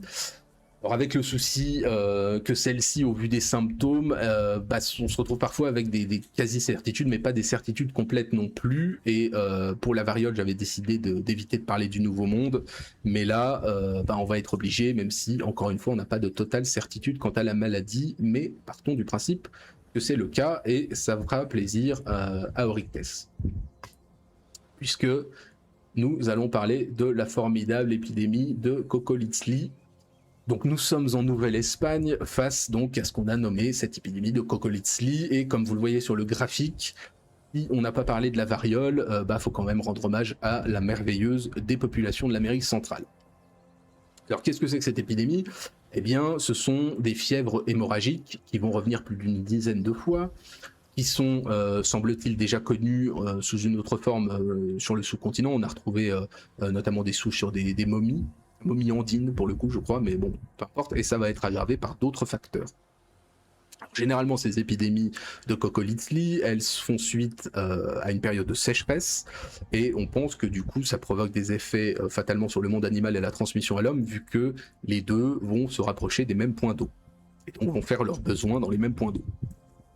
Et cette fois, donc, on va avoir pour le coup une vraie épidémie qui est l'une des 10 plus grandes du monde en termes de morts. L'environnement du Mexique du temps, je ne vais pas vous faire la description, mais vous savez qu'il est largement dévasté avec des autochtones forcés de se regrouper dans des communautés contrôlées. Tout ça a sans aucun doute joué un rôle. On a des populations affaiblies par les guerres et les épidémies chroniques, qu'elles soient importées ou non, qui se retrouvent dans ces espaces restreints avec des animaux, et donc en plus de ça, parallèlement, le coin a été dévasté par cette immense sécheresse qui aggrave fatalement les conditions d'hygiène par stress hydrique. L'épidémie va démarrer en 1545 avec des symptômes proches de maladies connues comme la rougeole ou la fièvre jaune. On va avoir des témoignages de médecins assez utiles, mais l'identification archéologique est très difficile du fait de sa virulence, du fait des descriptions qui ne sont pas toujours précises et qui ne correspondent à aucun pathogène connu, et du fait aussi qu'on est sur une population qui s'y révèle extrêmement sensible. C'est d'abord les autochtones qui sont le plus touchés, même si on va avoir beaucoup d'Espagnols qui vont aussi en périr. On va avoir de nombreux travaux sur le sujet, mais en 2018, semble-t-il, c'est la génétique qui va y répondre. On va découvrir à partir d'échantillons ADN de victimes une souche de salmonelle, et donc on va incriminer les fièvres typhoïdes. Alors ça se discute encore, jusqu'à présent on n'a pas trouvé mieux, c'est toujours contredit, et on estime, alors le graphique dit ce qu'il dit, peu importe, mais on estime que l'épidémie va faire entre 5 et 15 millions de victimes, ce qui va transformer, vous vous en doutez, complètement la zone. Ça n'est pas qu'une perte de population, c'est vraiment un vide foncier complet. Ça va aboutir par la suite à la reprise en main coloniale par la couronne, devant les problèmes insurmontables rencontrés sur place. On va avoir plusieurs autres épidémies de ce type par la suite, ça va être vraiment un carnage global entre 1545 et 1580 pour les natifs. Donc c'est une épidémie assez méconnue que cette épidémie de Coccolizli, mais sous-estimée. On pense souvent effectivement à la variole et on oublie cette formidable typhoïde. Allez, on va faire sauter ça. Hop, diapo. Qu'est-ce que je fais ? Je fais n'importe quoi. Voilà, transition. Du coup, donc aujourd'hui encore, la fièvre typhoïde, qui est un petit peu, on va dire, le symptôme principal de ce bacille. C'est encore 100 000 à 150 000 décès par an. Bon, ce qui est un chiffre quand même qui baisse au fil des années, mais là aussi ça dépend des coins. Et puis bon, en Afrique, de toute façon, les gens meurent sans qu'on sache de quoi. Elle est devenue quasi absente chez nous, sauf rares cas importés du tiers-monde par les migrants et les vacanciers au bled. On a une centaine de cas de typhoïde en France encore par an. Et franchement, je pense que second rang quand même, au vu de l'ampleur des épidémies du passé et du fait que ça frappe encore, que ce soit typhoïde d'ailleurs ou salmonellose alimentaire commune, c'est quelque chose qui existe encore, qui touche beaucoup de gens. Donc je pense qu'on peut le mettre en statut. Ce sera un hommage à tous les natifs du Nouveau Monde qui sont tombés par le biais de cette formidable maladie qu'est la typhoïde. Voilà. Sautons, hop, encore un peu une maladie, on en arrive, et voilà, sautons encore un peu dans la diarrhée, puisque j'ai décidé de faire un peu toutes les diarrhées d'un coup, comme ça on en a fini un peu avec la chiasse, on pourra passer à autre chose. Et nous allons parler de la dysenterie. Enfin, les dysenteries, puisqu'il y en a deux qui finalement se rejoignent dans la diarrhée sanguinolente.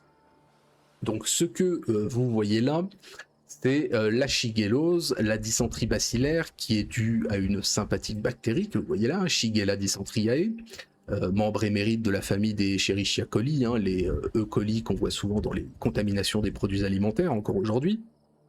Et donc de toutes les shigelles, bon, il y en a plusieurs types, hein. Chez nous en Europe la plus prévalente est une autre un petit peu plus bénigne, parce que notre shigella dysenteriae est responsable des formes graves dans les pays un petit peu pourris, avec une transmission, vous vous en doutez, par l'eau et la bouffe contaminée par les matières fécales, ce qui est extrêmement contagieux, et en plus ça reste très longtemps expulsé par quelqu'un, même guéri.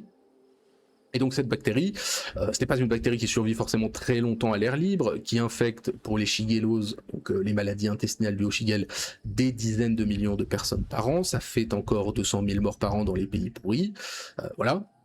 Ah oui, et c'est vrai que j'ai oublié de le dire, en général, c'est quelque chose qui est commun à toutes les maladies fécales. Ça tabasse très largement les communautés homosexuelles à qui on doit de nombreuses mutations et résistances des bactéries, de toutes ces petites bestioles, et je n'exagère pas, hein, tout ce qui est féco-oral, je vous fais pas un dessin, mais ça touche plus largement une certaine communauté. Donc à quoi ça ressemble cette shigellose? Bon bah c'est la chiasse, hein, les vomissements, les douleurs abdominales et donc le risque de déshydratation et d'hypoglycémie le plus souvent.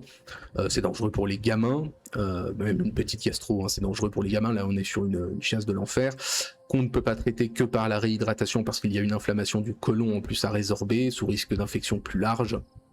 Donc voilà, ça se traite bien à coup d'antibiotiques, même si malheureusement il y a toujours des souches résistantes, hein. Ceci étant, pour la justice quand même, il faut être honnête, il semblerait que cette bactérie-là, hein, Shigella dysenteriae, soit venue d'Europe vers l'Asie et l'Afrique par la colonisation et qu'elle s'y soit trouvée très bien à mesure que l'Europe commence à prendre un petit peu plus de douche que le reste du monde. Mais il y a un second type de dysenterie par parasite intestinal, un protozoaire, Entamoeba histolytica. La dysenterie parasitaire, donc là aussi manque d'hygiène et d'eau, là aussi les millions d'infectés et la centaine de milliers de morts annuels. Bon, les protozoaires, c'est vrai que j'ai pas parlé du cas précédent dans son histoire, j'ai rien lu dessus, mais les protozoaires sont là depuis toujours, hein, ça a suivi le trajet de l'humain. La même évolution parasitaire au néolithique, des dysenteries, il y en a depuis des milliers d'années, c'est présent partout de base, même dans le Nouveau Monde. Voilà, là en l'occurrence c'est un amibe un petit peu particulier qui est un parasite obligatoire de l'humain. Parasite en question qui est connu depuis la fin du 19e, c'est assez bien traité aussi à la même époque, ça se transmet aussi par les selles, par les mains sales, par les rapports homo. Bon, voilà, encore une fois c'est une maladie aujourd'hui de clochard du tiers-monde. Et pareil, la mortalité dépend largement de votre âge et de votre santé. Ah oui, je l'ai pas dit, mais c'est 10% des cas de dysenterie et 90% des cas pour le bacille de la shigellose. Alors, parlons épidémie de dysenterie. Alors, il faut savoir que la dysenterie, c'est vraiment un assassin important jusqu'au 19e. C'est le fléau séculaire des hommes, des femmes, des villes, des champs, des armées en vadrouille, des ports, partout. Et les symptômes qui concernent la maladie peuvent être provoqués par tellement de choses qu'on n'est jamais sûr que ce soit ce dont on parle là. Mais on va prendre quand même un exemple, l'épidémie de 1779 en France, qui est l'une des plus importantes depuis la peste en Provence en 1720. Donc 1779 épidémie, qui est la seule année à partir de 1770 où les naissances ne supplantent pas les décès, avant notre époque de con bien sûr, et ce qui est la conséquence d'une importante épidémie de quelques mois qui va toucher surtout l'est du pays. Elle semble être apparue presque simultanément en juillet 1779 dans la Bretagne et le Maine. Elle va se diffuser via les déplacements de population, elle va s'étendre jusque fin septembre avant de s'arrêter à la fin de l'année. L'explication qui est avancée tient en fait à la conjonction de plusieurs faits, les troupes en route ou de retour de la guerre d'indépendance américaine et qui passent notamment par Brest, l'émigration saisonnière due aux récoltes, hein, on est en été, et l'apparition de nouveaux axes routiers. Sont mobilisés à cette époque-là pour la première fois les personnels de la nouvellement créée Société Royale de Médecine, qui finalement ne peut rien faire puisque l'hygiène est absolument déplorable, les préjugés dans le coin sont tenaces et eux-mêmes s'y connaissent moins que nous finalement en médecine. Ceci étant dit, la prévention, la prophylaxie, ça va quand même être efficace au bout d'un moment, par l'alimentation et l'isolement, ce qui va avoir des effets par rapport aux épidémies précédentes, notamment dans les villes. Les campagnes sont tout aussi ravagées qu'avant, hein, on n'a pas des médecins partout. Et donc en 6 mois, l'épidémie va faire 175 000 morts dans le royaume, dont 45 000 pour la seule Bretagne, ce qui est quand même une belle catastrophe démographique habituel, en tout cas à cette époque. Alors pour le classement, hop, tac, classement de la dysenterie. C'est un peu la même chose pour la shigellose ou que ce soit la dysenterie par amibe, c'est un peu la même idée, hein, c'est aujourd'hui du tiers-monde exclusif, c'est très bien traité chez nous, mais ça a été quand même un tueur de masse. On a toujours des millions de cas et quelques centaines de milliers de morts annuels, donc pour moi la dysenterie ira au second rang. Voilà, vous avez quand même l'historique de la chiasse qui est long comme le bras. Voilà pour celle-ci. Allez, avant-dernière maladie, hop, on passe à la tuberculose. Bon, là, pas de réflexion, on la mettra tout en haut. Je crois qu'on en avait parlé aussi dans les maladies à l'aube de la civilisation occidentale. Alors, à qui la doit-on la tuberculose? On la doit à Mycobacterium tuberculosis, que vous connaissez peut-être mieux sous le nom de bacille de Koch, encore lui, Robert Koch, qui en est donc la bactérie responsable. Donc ce sympathique bacille est né, ou en tout cas a évolué d'un ancêtre commun aux mammifères et humains, et donc il va évoluer en les souches humaines et animales actuelles durant, comme d'habitude, le néolithique. Mais bon, c'est encore largement discuté à chaque avancée de la médecine et de la génétique. C'est possible que son apparition humaine soit encore plus ancienne. C'est une des maladies qui a la plus grande histoire déterminable. Le bacille peut survivre très longtemps en milieu extérieur, il peut survivre des années à l'état latent chez un patient guéri.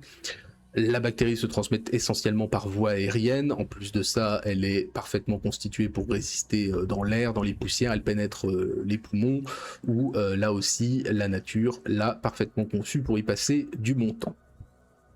Alors la tuberculose, elle est connue depuis l'Antiquité, notamment gréco-romaine. Elle correspond à la phtisie qui est décrite. Elle est décrite même d'ailleurs depuis que l'homme écrit, en fait, hein, même des Babylone et compagnie. On a des descriptions de tuberculose probable, mais en tout cas, aucun doute sur les symptômes mentionnés, à l'inverse d'autres maladies qu'on a vues avant. On a vu avant des trucs qui te filent la diarrhée, là c'est un petit peu différent, on sait à quoi l'on fait face quand on nous la décrit. Et restait à comprendre qu'elle n'était qu'une seule maladie, puisque pendant très longtemps, elle commet des ravages sans être unitairement déterminée non plus, puisque ces manifestations peuvent être diverses. Elle est la phtisie, elle est la consomption, elle est la tuberculose, alors que les trois étant finalement la même chose. Les progrès vont se faire doucement, ce n'est qu'au milieu du 19e qu'on va commencer à distinguer les termes, à dresser un vrai tableau clinique et qu'on va commencer à travailler sur les symptômes précis, sur les moyens de transmission et compagnie. Comme j'ai dit, Robert Koch va trouver le bacille responsable en 1882 et c'est seulement en 1943 que l'on a vraiment le premier traitement antibiotique efficace. Alors quels en sont les symptômes et effets ?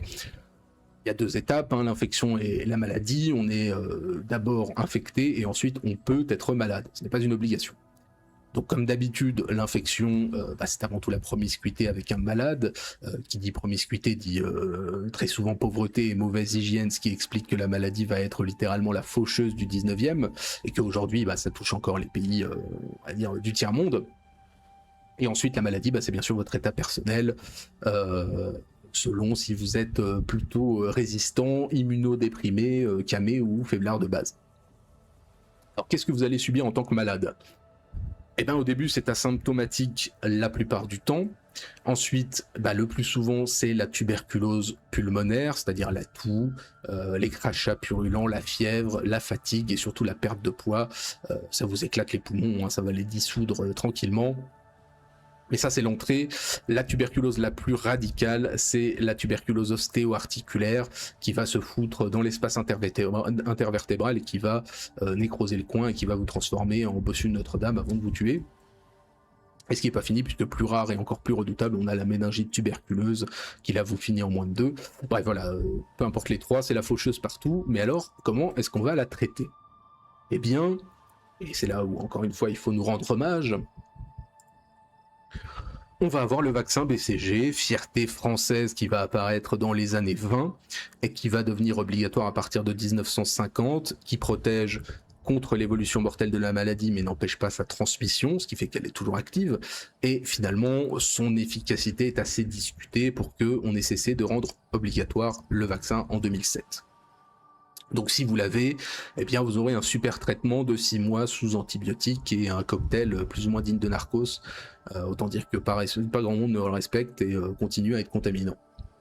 Sans parler en plus du fait que le bacille est toujours plus résistant, donc on fait des cocktails de médoc toujours nouveaux. Mais réjouissez-vous parce qu'avant, la seule solution qu'on avait, c'était de vous injecter de l'air directement dans les poumons et à la fin vous mouriez quand même. Alors, est-ce qu'on peut parler d'épidémie pour cette maladie ? Je pense qu'il n'y a, je peux me tromper, mais aucune maladie qui est autant décalquée de gens, à part la peste, et notamment les célébrités mortes de la tuberculose, au 19e surtout, c'est une collection Panini d'exception. Hein. Vous avez, au 19e et au 20e, vous avez Chopin, vous avez Delacroix, vous avez Orwell, Kafka en est mort, Calvin en est mort aussi avant, vous avez qui est-ce qu'en est mort aussi, Tchekhov, Schiller en est mort, enfin voilà, c'est de la folie. De 1500 à 1980, tout le monde meurt de la tuberculose. La tuberculose, c'est 25% des décès au 19e. Je sais pas si on se rend compte, c'est encore un décès sur 6 en France en 1914. Du coup, c'est difficile de parler d'épidémie. Tout le monde l'a partout, tout le monde l'a tout le temps. Il n'y a que des chiffres en fait de longue durée qu'on peut sortir. Par exemple, au Royaume-Uni, entre 1850 et 1900, elle tue 4 millions de personnes. C'est vraiment la grande peste blanche, comme on l'appelle. Il faut se rendre compte quand même du tribut payé par nos ancêtres à toutes ces maladies-là et l'impact qu'elles pouvaient avoir quand même sur la vie, c'est assez impressionnant. Alors c'est une maladie qui envoie encore 10 millions de cas par an. On estime que plus d'un quart de la population mondiale est porteuse d'une tuberculose latente, qui a 10% de chances de se déclencher dans la vie de l'hôte. Bon, bien sûr, ça reste une maladie de pauvres, une maladie de sidaïque aussi. La tuberculose, ça continue à tuer 1,5 million de personnes par an encore, ce qui est 2 fois plus que le VIH. Alors ceci étant, c'est vrai que je ne l'ai pas précisé, quoi qu'il arrive, ce sont des maladies qui sont en recul, puisque quand même, n'oubliez pas que la population mondiale explose depuis des dizaines d'années, lorsque le nombre de morts recule ou reste stable, voilà, mais quand même quand il reste stable, finalement c'est un recul. Donc la tuberculose, clairement, c'est un méga tueur de l'histoire, c'est encore aujourd'hui l'une des rares maladies transmissibles qui dépasse le million de morts annuels. Alors, encore une fois, on ne parle pas des cancers et tout ça. Je crois que de toutes les maladies transmissibles, c'est ce qui tue voilà, le plus. Et en plus de ça, on a des souches de plus en plus résistantes qui a mis fin aux espoirs d'éradiquer la maladie à partir des années 80. Et puis, à l'instar de la peste, mais possiblement moins étudiée, la maladie a eu un impact absolument immense sur les mentalités.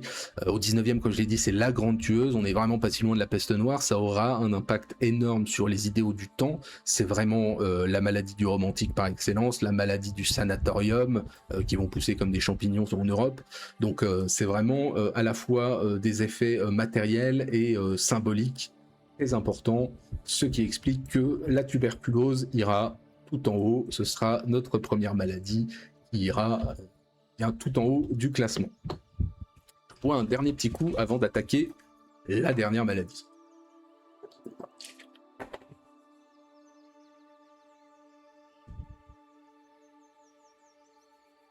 Dernière maladie qui sera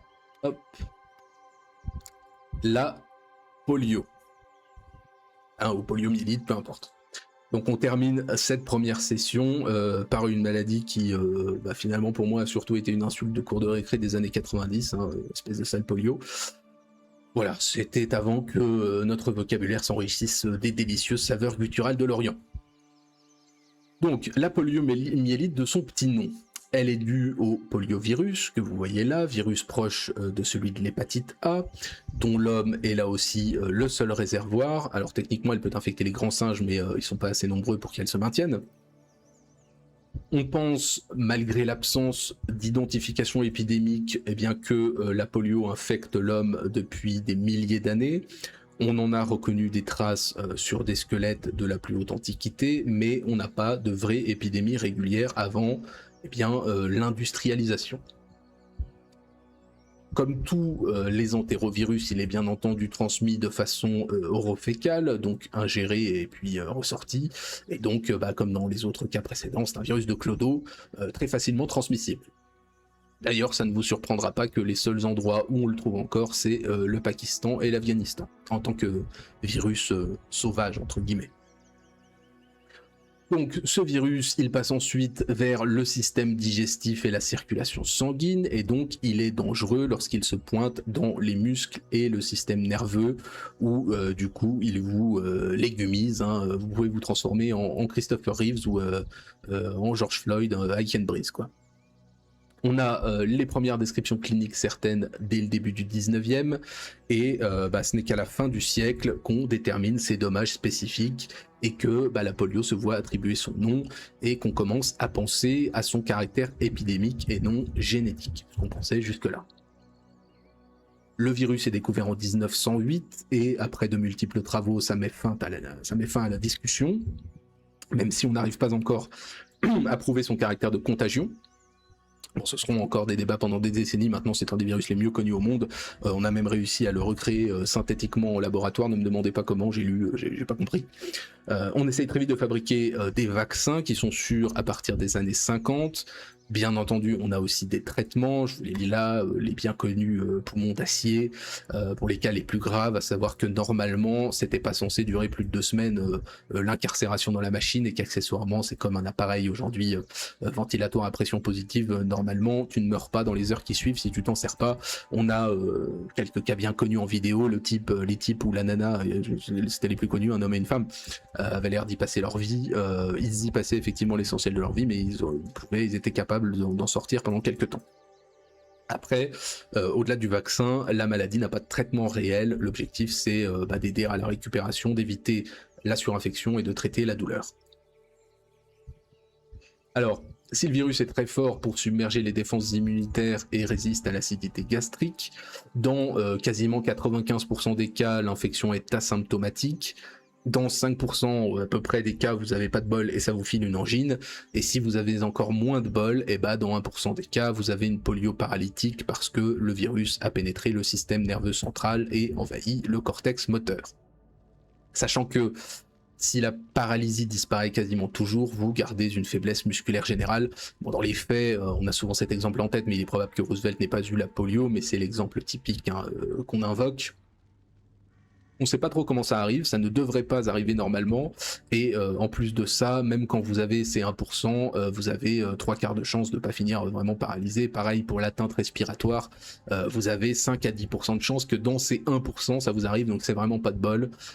Si vous finissez, bon aujourd'hui on n'a plus de poumons d'acier, mais si vous finissez avec des complications respiratoires, vous êtes vraiment malchanceux. Alors, au niveau des épidémies, si la maladie, encore une fois, semble être présente depuis très longtemps, on n'a pas d'épidémie, comme j'ai dit, avant la fin du 19e ou le milieu du 19e, où elles vont devenir pour le coup fréquentes. En tout cas, on a des foyers endémiques et des bouffées épidémiques, et ça fait partie des maladies pour lesquelles on va faire un vrai travail d'éradication, puisqu'on va se rendre compte que la maladie est contagieuse et qu'elle échappe aux mesures traditionnelles de santé publique. On va avoir, j'ai mis là... nombreuses épidémies importantes en Europe et aux États-Unis jusqu'aux vaccinations des années 50, et ce d'autant plus que comme c'est une maladie souvent asymptomatique et immunisante, le revers de la pièce d'une meilleure hygiène, c'est que les enfants dans ces pays-là l'avaient peu souvent eu et donc n'étaient pas immunisés plus grands, là où la maladie peut prendre une forme plus grave, ce qui est tout le paradoxe. À titre d'exemple, donc pour illustrer la chose, l'une des plus importantes épidémies connues par les États-Unis intervient en 1952 et d'ailleurs déterminera l'adoption de la politique vaccinale. Donc vous avez le tableau que je vous ai mis. Dans cette année, enfin durant l'été, parce que l'épidémie est surtout saisonnière, on va avoir 58 000 cas de polio, dont 3 000 mortels et 21 000 avec des séquelles paralytiques. Pris isolément, ça reste un chiffre modeste, mais comme vous le voyez, il faut se rendre compte que c'est plus ou moins annuel dans le pays. 3 ans avant, en 49, on avait eu 42 000 cas et 2700 morts, et en gros, depuis 1916, la première vraie grosse phase épidémique où on avait eu 27 000 cas et 7 000 morts, on a eu une épidémie par an dans le pays. Alors certes, si vous faites la moyenne, ça fait 15 à 20 000 cas et 2000 morts par an pendant 40 ans. Si on prend la période 1916-1956, c'est pas énorme à l'échelle des États-Unis, mais déjà, comme vous le voyez, le taux de mortalité est quand même assez important, sans compter les séquelles. Donc pour une maladie comme ça, c'est pas négligeable, mais bon, ce sera, comme vous le voyez, quasiment terminus avec les vaccinations. À savoir donc que ça fait partie des maladies quasiment éradiquées aujourd'hui, mais qu'on a encore des cas. Alors c'est endémique au Pakistan et Afghanistan seulement. On a quelques dizaines de cas sauvages, encore une fois entre guillemets par an. On trouve le virus à l'état naturel. C'est toujours là en Afrique bien entendu. Et encore on n'a pas les statistiques bien tenues, mais ponctuellement voilà, on a des cas importés du coup. En France, on n'a plus de vrais cas autochtones depuis 40 ans. Aujourd'hui, en fait, on a plus de cas par virus vaccinal en fait. Voilà, je fais la transition. Bon, pour finir le classement, ça me paraît légitime vu la nature de la maladie, le nombre de cas et sa probable quasi-éradication qu'on la foute à l'avant-dernier rang. C'est quand même au-dessus de la scarlatine et de la mononucléose, je pense, à mon humble avis. Peu importe, ça n'est pas... en plus, ça permet de remplir une case, ce qui est toujours sympathique. Donc voilà pour ce soir, on arrive au bout de ces 10 premières maladies en à peu près 1h30, donc le timing est parfaitement respecté. La semaine prochaine, comme vous le voyez, on verra bien d'autres affections terribles et d'autres qui le sont moins, mais on va encore passer un sympathique moment parmi les virus et les bactéries. Donc je vous remercie pour ce soir. Nous nous retrouvons vendredi pour poursuivre donc la seconde session de notre partie multijoueur sur Crusader Kings 2. Dimanche, pardon, nous commençons un cycle de littérature russe et nous le commencerons avec Pères et Fils de Tourguenieff. Et mercredi prochain, eh bien, nous avons une réception. Ce sera un triptyque sur le renseignement français entre 1870 et aujourd'hui.